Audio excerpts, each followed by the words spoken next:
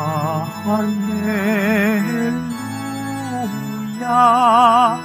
Hallelujah,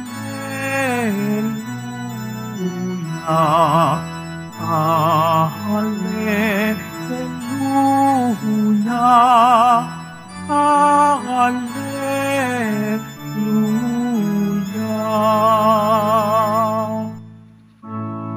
Kayo at ang Espiritu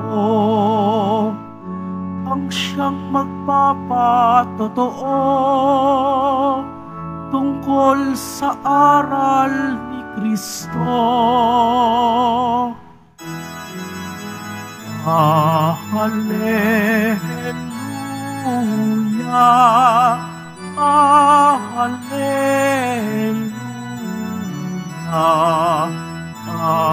Hallelujah, Hallelujah.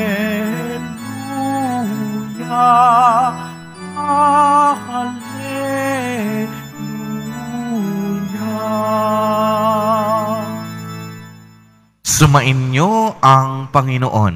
At sumairin. Ang mabuting balita ng Panginoon ayon kay San Juan.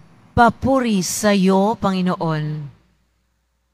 Noong panahong iyon, sinabi ni Jesus sa kaniyang mga alagad, "Ngunit ang patnubay, ang Espiritu ng katotohanan, ang paparito mula sa Ama. Susuguin ko siya sa inyo, buhat sa Ama, at siya ang magpapatotoo tungkol sa akin. Ang magpapatotoo rin kayo tungkol sa akin, sapagkat sa pasimula pa'y kasama ko na kayo. Sinasabi ko ito sa inyo upang huwag kayong mawalan ng pananalig sa akin. Palalayasin nila kayo sa mga sinagoga. Darating ang panahon na ang sinumang pumatay sa inyo ay mag-aakalang naglilingkod siya sa Diyos. At gagawin nila ito sapagkat hindi ako nakikilala ni ang Ama. Ito'y sinasabi ko sa inyo upang pagdating ng oras na gawin nila, maalala ninyong ipinagpauna ko na ito sa inyo." Ang mabuting balita ng Panginoon. Pinupuri ka namin, Panginoong Hesukristo. Magandang umaga po sa inyong lahat, mga kapatid kay Kristo. Sa lahat po ng ating mga taga-subaybay sa iba't ibang online platforms at sa lahat ng ating mga kadiboto sa iba't ibang panig ng Pilipinas at maging sa buong mundo kung saan tayo ay naaabot ngayon ng ating live streaming. Mapayapang umaga din po sa inyong lahat. Purihin at dakilain natin ang ating Panginoon, ang mahal na poong Jesus Nazareno. Mga kapatid kay Kristo at mga kadiboto, malugod po namin kayong tinatanggap sa Basilica Minor at Pambansang Dambana ni Jesus Nazareno.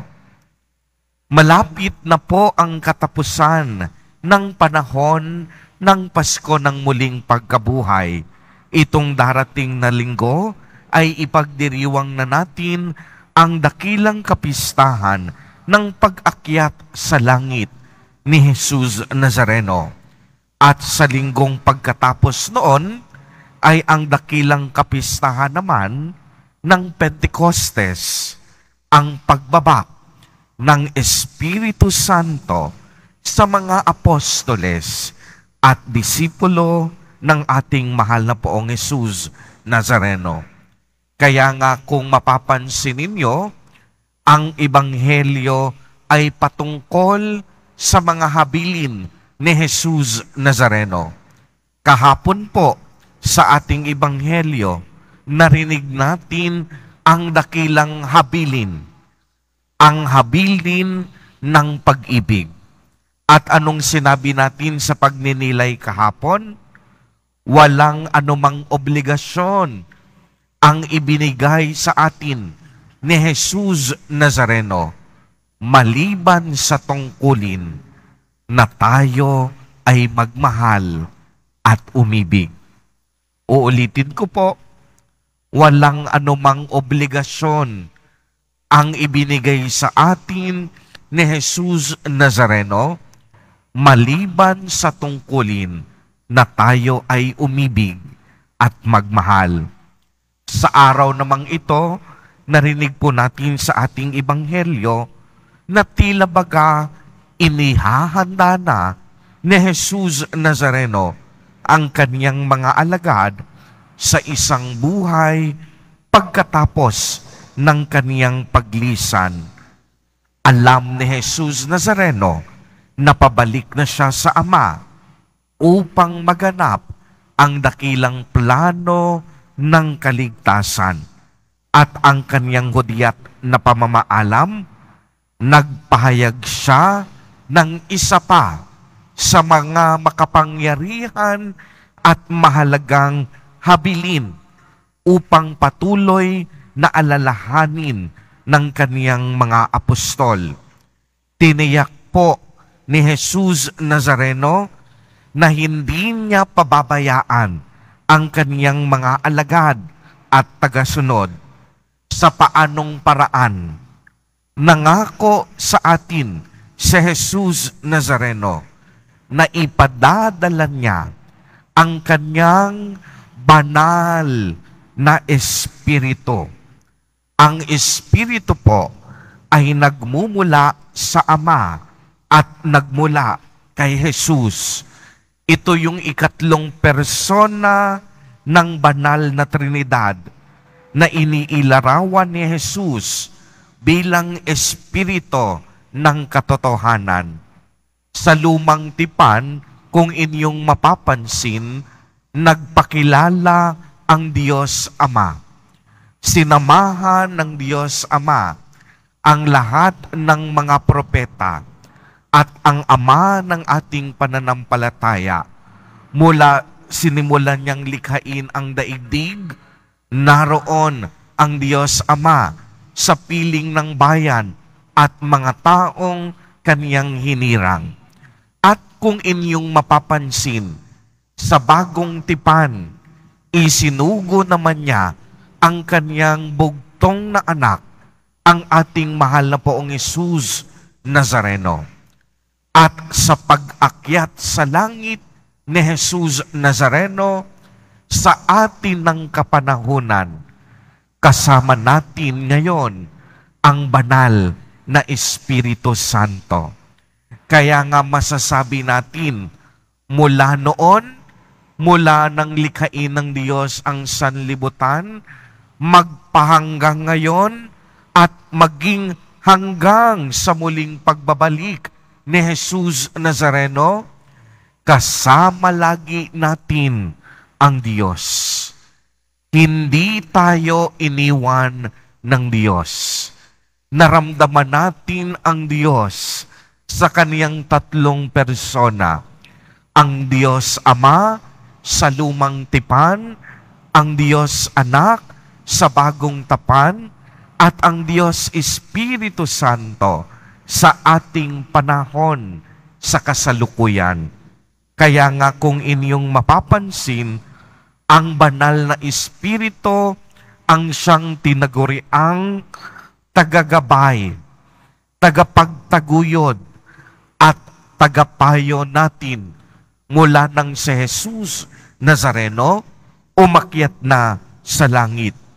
Pinagtitibay ng banal na Espiritu ang buhay, pag-ibig at mga aral na iniwan sa atin ni Jesus Nazareno. Ang banal na Espiritu Santo rin ang siyang sumasaksi kung ano nga ba ang totoo at tama. Ayon po sa katuroan ng ating simbahan, sa banal na Santatlo, ang Diyos Espiritu Santo ay ang bunga ng pagmamahal ng Diyos Ama at Diyos Anak sa isa't isa. Kaya nga ang mga kaloob ng Espiritu dapat magsilbing inspirasyon sa atin upang kilalanin natin ang ating Panginoon sa araw-araw ng ating buhay. At kapag nahanap na po natin at nasumpungan ang Kaniyang presensya, naway ipadama natin ang Panginoon sa ating mga kapwa sa pamamagitan ng ating mabuting salita at mga gawa.